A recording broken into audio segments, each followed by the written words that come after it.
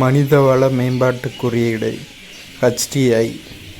மனித மேம்பாட்டு குறியீடு என்பது 1990ஆம் ஆண்டு பாகிஸ்தானின் முஹம்மது உல் ஹக் என்ற பொருளியல் அறிஞரால் அறிமுகப்படுத்தப்பட்டது. பிறப்பின் போது வாழ்நாள் எதிர்பார்ப்பு, வயது வந்தோரின் கல்வியறிவு மற்றும் வாழ்க்கை தரம், GDPயின் மடக்கை செயல்பாடு என கணக்கிடப்பட்டு வாங்கும் சக்தி சமநிலைக்கு PPP சரி செய்யப்படுகிறது. UNDPயில் வெளியிடப்பட்ட சமீபத்தில் மனித வளர்ச்சி மதிப்பீடுகளில் இந்தியா 189 நாடுகளில் 130வது இடத்திற்கு உயர்ந்துள்ளது என வெளியிட்டுள்ளது. 1990 to 2017 இடைப்பட்ட காலத்தில் இந்தியாவின் HDIயின் மதிப்பு 0.427 இருந்து 0.640 உயர்ந்தது. இது கிட்டத்தட்ட 50% அதிகரித்து மில்லியன் மக்களின் வறுமையை போக்கி நாட்டின் குறிப்பிடத்தக்க குறியீடாக உள்ளது. இதில் என்ன இம்பார்ட்டன்ட்னா, மனித வள மேம்பாட்டு குறியீட்டை அறிமுகப்படுத்தியவர் முஹம்மது உல் ஹக், பாகிஸ்தான். ஸோ இன்சுமாம் உல் ஹக், மிஸ்பா உல் ஹக் அந்த மாதிரி பிளேயர்ஸ் நேம் வச்சு ஈஸியாக ஞாபகம் வச்சுக்கலாம். முஹம்மது உல் ஹக். இது அறிமுகப்படுத்தப்பட்ட ஆண்டு 1990. மனிதவள மேம்பாட்டு குறியீடு HDI அறிமுகப்படுத்தப்பட்ட ஆண்டு 1990.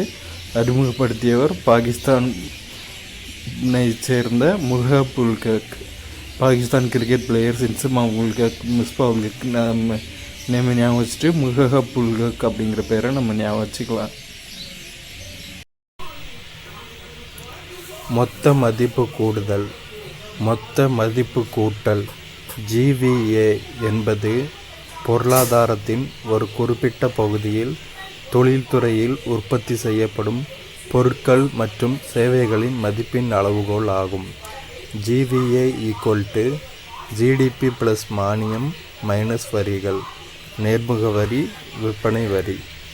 ஸோ GVAனா என்னென்னா, தொழில்துறையில் உற்பத்தி செய்யப்படுகிற பொருட்கள் மற்றும் சேவைகளின் மதிப்பின் அளவுகோல். ஸோ GVAனா GDP + மானியம் - வரிகள், நேர்முக வரி, விற்பனை வரி போன்ற வரிகள். ஸோ மொத்த மதிப்பு கூடுதல் GDP + மானியம் - வரிகள். GDPயின் மதிப்பீடு. மத்திய புள்ளியியல் துறையின் கீழேயுள்ள மத்திய புள்ளியியல் நிறுவனம் CSO GDP சம்பந்தப்பட்ட ஆவணங்களை பாதுகாக்கிறது.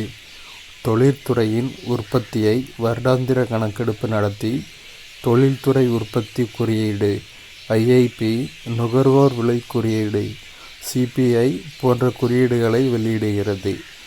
ஸோ என்னென்னா, GDP சம்பந்தப்பட்ட ஆவணங்களை பாதுகாக்கும் நிறுவனம் மத்திய புள்ளியியல் நிறுவனம் CSO.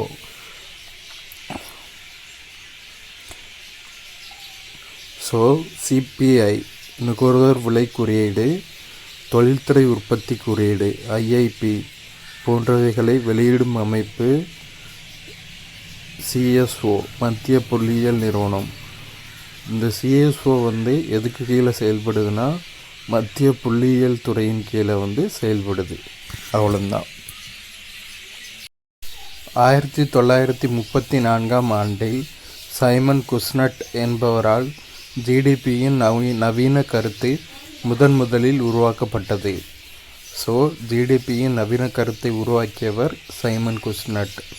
ஆண்டு 1934. 1867 to 1868 முதலாக தாதாபாய் நவ்ரோஜி வறுமையும் பிரிட்டனுக்கு ஒவ்வாத இந்தியா ஆட்சியும் poverty and un-British rule in India என்ற தனது புத்தகத்தில் தனிநபர் வருமானத்தை பற்றி கூறியுள்ளார். முதலாக தனிநபர் வருமானத்தை பற்றி சொன்னது யாருன்னா தாதாபாய் நவ்ரோஜி ஐயா. எந்த புத்தகத்தில்னா, வறுமையும் பிரிட்டனுக்கு ஒவ்வாத இந்திய ஆட்சியும், poverty and un-British rule in India அப்படிங்கிற புத்தகத்தில் 1867 to 68 காலகட்டத்தில் சொல்லியிருக்காரு. தலா வருமானம். தலா வருமானம் ஈக்குவல் டு நாட்டு வருமானம் டிவைடட் பை மக்கள் தொகை.